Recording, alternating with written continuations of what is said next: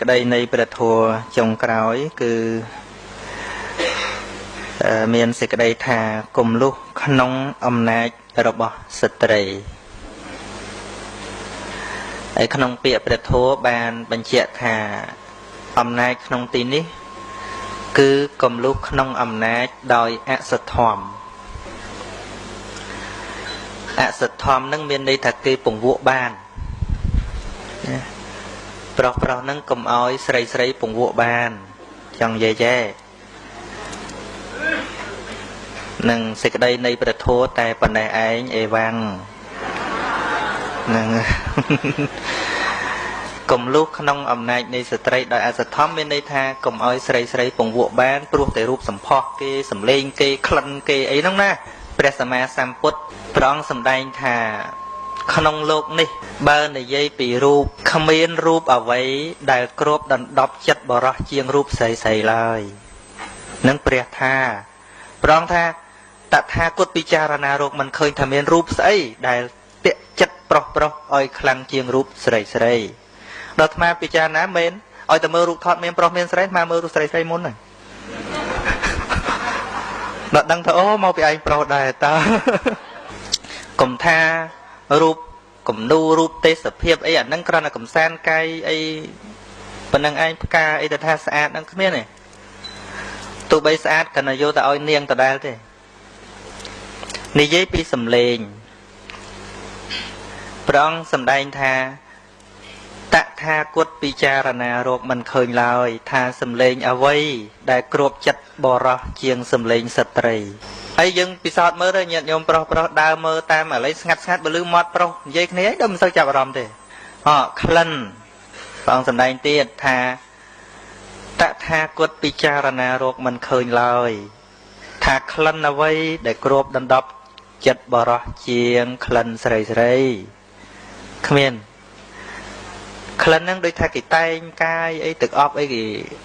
ដាក់មកវិភាយពីក្លិនគេវិញមកហ្នឹងណា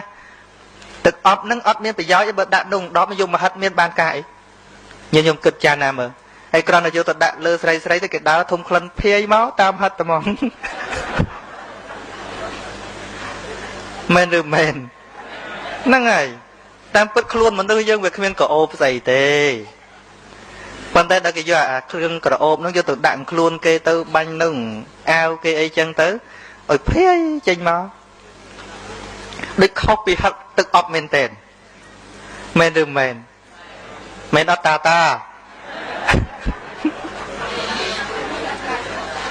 ណែក្លិនហ្នឹងអញ្ចឹងអាត្មាឆ្ងល់រឿងមួយញាតិញោមដែលព្រះអង្គសម្ដែងថាមិនមានរសជាតិអ្វីដែលគ្របចិត្តដណ្ដប់ចិត្តប្រុសជាងរសជាតិស្រីនឹងទៅភ្លក់អីមិនទៅអាត្មាចេះឆ្ងល់បានគម្ពីរអត្តកថាពយល់ថាគឺម្ហូបអាហារដែលគេធ្វើហ្នឹងណាដាំខ្លួនឯងក៏វាតបានដែរប៉ុន្តែមិនដូចស្រីធ្វើទេមែនអត់ហ្នឹងចុងក្រោយព្រះអង្គសម្ដែងថាគ្មានផោតថាពៈអ្វីដែលគ្របដណ្ដប់ចិត្តប្រុសជាងផោតថាពៈស្រីទេសាច់គេយ៉ាងម៉េចក្តៅតិចទន់រឹងចង់ដឹងចង់អាត្មាក៏ចង់ដែរប៉ុន្តែវាមិនរួចមែនតាកុំថាពូកទន់ស្រួលគ្មានទេបើមិនចឹងលោកមិនសឹកទេឡានជិះស្រួលស្អីជិះស្រួលគ្មានទេអាត្មាលើករឿងមួយរឿងពិតណាបើនិយាយទៅជាគ្រូតារបស់អាត្មាទៅទៀតគ្រូអាត្មាទៅទៀតបើរឿងហ្នឹងនិយាយថាមកនិយាយតាមលោកទេណាបើលោកខលអាត្មាខលតាមលោកហើយលោកតាមួយអង្គហ្នឹងលោកបួសយូរហើយដល់50វស្សាហ្នឹងមុនសម័យប៉ុលពតទៅទៀតលោកបង្រៀនវិបស្សនាកម្មដ្ឋានញាតិញោមហើយលោកត្រឹមត្រូវដែរមួយស្រីអត់ទេណាប៉ុន្តែប្រហែលជាកម្មប្រេងលោកដល់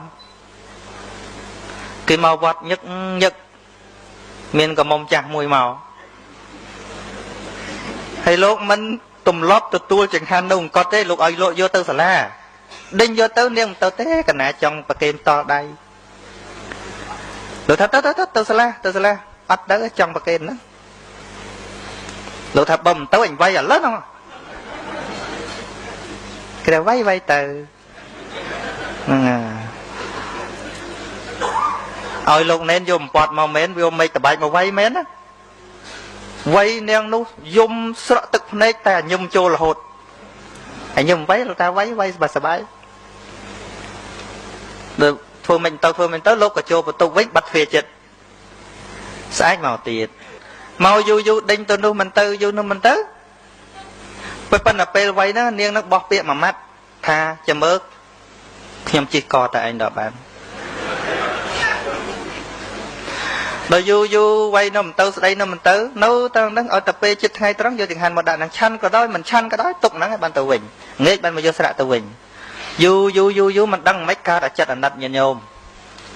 អើយប្រហែលជាកម្មអញហើយយ៉ាង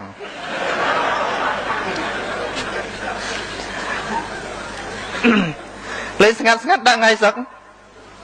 ដល់ដាក់ថ្ងៃសឹកនិយាយពីសិស្សតុងវហើយសិស្សលោកសិស្សអ្នកធំក៏មានអ្នកតូចក៏មានលោកក៏មានប្រសក់ក៏មានវហើយចង់បានអីគេទិញនឹងប្រកេនឡានក៏ទិញប្រកេនស្អីក៏ទិញប្រកេនមានគ្រប់សងអស់មិនមកទេបាទលោកថាអាពាក្យតែគ្មានប្រយោជន៍ទេរឿងស្រីស្អីអញអ្នកបរៀនឯងតើហ៎លោកថាអញ្ចឹងពិបាកណាស់ញាតិញោមសូវអ្នកអត់សូវចេះធោអាអីសនុកបដៅវិញអ្នកចេះអញ្ចឹងពិបាកបដៅណាអាត្មាទៅទេសនាម្សិលមិញនៅតកែវហ្នឹងមានអ្នកផឹកស្រាមួយនៅពីក្រោយអាត្មាហ្នឹងអាត្មាទេសអូយទៅស្ដាប់អីរឿងហ្នឹងអញធ្លាប់ទេសដែរហ្នឹង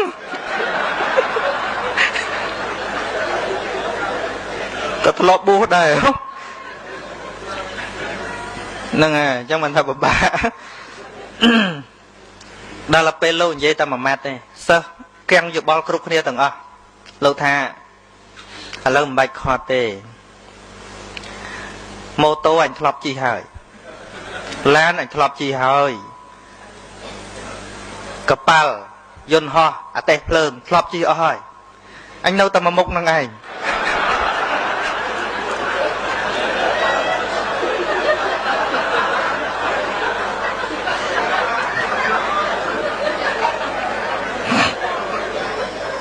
ឯដល់ថាអញ្ចឹងទៅថាមិនទៀតញាតិញោមគេក៏នៅស្ងៀមគ្រប់គ្នាទៅណាហ្នឹងហើយរឿងនេះដាក់ចំណងជើងថាមិនអញ្ញញោមចំណងជើងថាព្រោះតែចង់ដឹងបាទថាអញ្ចឹងមិនដឹងលោកដាក់មិនទេប៉ុន្តែរឿងនេះមកដាក់ចំណងជើងទៅបានគ្នារៀបការសែនបន្តិចបន្តួចទៅបានគ្នាបដើគ្នាមកវត្តដំបងប្រពន្ធកាន់ស្រាក់ដើរពីមុខតដើរនាងនឹងថាអូចុកពោះណាដល់ចឹងគាត់គ្រាដើរបានតិចអូយដើរមិនរួចទេអើចឹងអ៊ីវក៏បងមក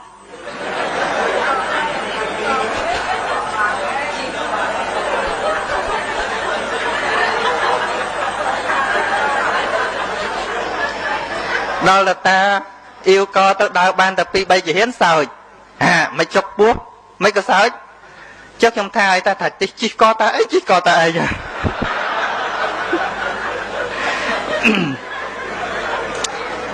អញ្ចឹងបានថារឿងស្រីនឹងមិនបានទេហ្នឹងហើយអញ្ចឹងបានអាចារ្យវត្តអាត្មាលោកថាមិនដែលលោកណាមិនចេះស្រឡាញ់ស្រីទេមកតែមានវិន័យទប់អតើអាត្មាថាត្រូវពួកអាត្មាក៏ធ្លាប់នឹកគេដែរពីព្រោះវិន័យការពារតែកាយនិងវាចាចិត្តស្រឡាញ់គេអត់ដាច់វិន័យទេណាគ្រាន់តែអាត្មាស្រឡាញ់គេអត់ដាច់វិន័យទេណាប៉ុន្តែវាប៉ះពាល់ផ្លូវចិត្តអាហ្នឹងវាទៅតាមអភិធម្មទៅតាមប្រសូតទៅទៀតអញ្ចឹងណាប៉ុន្តែជាមួយមេត្តាក្រៀមនេះឲ្យតែពុទ្ធជននេះកុំថាខ្លាំងឲ្យសោះមានតែប្រយ័ត្នទេមានតែប្រយ័ត្នឲ្យប្រយែងទៀតទៅល្អព្រះសម្មាសម្ពុទ្ធព្រះអង្គសម្ដែងថាម៉េចបើបាតដៃមិនមានដំបៅទោះបីជាលោកទៅក្នុងឆ្នាំពឹសក៏វាអត់ពុលដែរតែបើបាតដៃអ្នកមានដំបៅកុំលូកក្នុងឆ្នាំពឹសឲ្យសោះវាជ្រាបចិត្តអាត្មានៅដំបៅឡើយទេអញ្ចឹងបានមិនសូវហ៊ានលូកមួយស្រីទេសារភាពសំទោសនាងផងទេមកអាត្មាមិនសូវតាក់ទង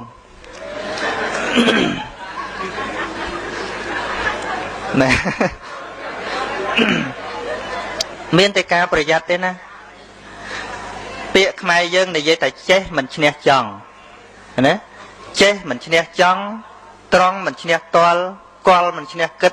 រឹតមិនឈ្នះរោគឃើញទេចេះយ៉ាងម៉េចក៏ដោយតែចង់មកដល់ហើយក៏ហើយ មើលយើងរឿងសំបីអីរឿងរ៉ាវដែលយើងស្ដាប់ឮបច្ចុប្បន្នហ្នឹងអញ្ចឹងគឺចេះយ៉ាងម៉េចក៏ដោយបើយើងរៀបចំមិនស្រួលទេដឹកគោញីដាក់តែក្រោមកត់លោកមិនល្អទេយល់អត់ហ្នឹងហើយអញ្ចឹងបានជាព្រះសម្មាសម្ពុទ្ធព្រះអង្គសម្ដែងជាមួយព្រះអនន្តព្រះអនន្តសួរព្រះអង្គថាបបិទ្ធព្រះអង្គដ៏ចម្រើនតើភិក្ខុសាមណេរក្នុងសាសនានេះគប្បីប្រតិបត្តិយ៉ាងណាចំពោះមេតុក្រាមចំពោះមេតុក្រាមហ្នឹងគឺចំពោះស្រីៗណាពោះមេតុក្រាមប្រែថាអ្នកដែលមានទំនងដូចម៉ែយើងណាអ្នកដែលមានភេទដូចម៉ែយើងហៅថាមេតុក្រាមគឺស្រីៗហ្នឹងឯងញាតិញោមស្រីៗទាំងអស់ដូចម៉ែអាត្មាទាំងអស់មែនអត់គឺទំនងអញ្ចឹងហៅថាមេតុក្រាមហ្នឹងហើយតែលឺពាក្យមេតុក្រាមអញ្ចឹងបើលោកទេថាមេតុក្រាមគឺថាអ្នកណាដែលមានភេទដូចម៉ែយើងអ្នកហ្នឹងឯងថាមេតុក្រាមនិយាយធម្មតាថាស្រីស្ត្រី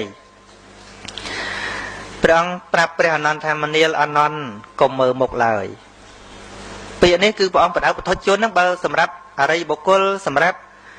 ព្រះអរហន្តដែលដូចបាតដៃអត់មានដំបៅហើយព្រះអង្គអត់ខ្វល់ទេលោកក្នុងឆ្នាំអីលោកទៅអត់អីប៉ុន្តែពុទ្ធជនហ្នឹងគឺសត្វចិត្តនៅមានដំបៅដោយលោភៈដោយទោសៈដោយមោហៈរឹសនៃអកុសលនៅមានពេញគ្រប់គ្នាទាំងញាតិញោមទាំងអាត្មាទាំងអ្នកណារឹសរបស់វានៅចឹងមានន័យថាជំងឺកិលេសរបស់យើងទាំងអស់គ្នានេះអត់មានតន់ជាមួយទេណាពុទ្ធជនអត់មានតន់ជាទេគ្រាន់តែវាក្រាបអញ្ចឹងតែត្រូវលបចំណៃ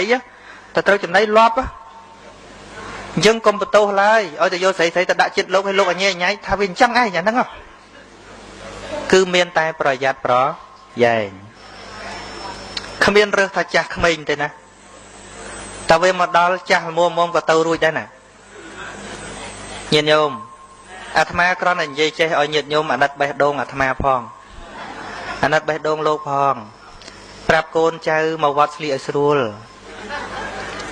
ហ្នឹងហើយពីព្រោះអីពីព្រោះលោកអ្នកបួសមិនមែនកើតពីព្រះទេណាកើតពីម៉ែដូចតែគ្នាតើហើយប្រុសដូចតែគ្នាថានៅទាំងអស់តែមានតន់កាត់ចេញឯណាអញ្ចឹងទោះបីយើងសម័យដល់ណាក៏ដោយចាស់ទៅក្រៅយើងស្លៀកអីស្លៀកទៅណាលោកអត់មានហាមទេប៉ុន្តែមកជួបលោកអាណិតមេត្តាបេះដូងលោកផងយល់ទេហ្នឹងហើយប្រាប់កូនអាណិតលោក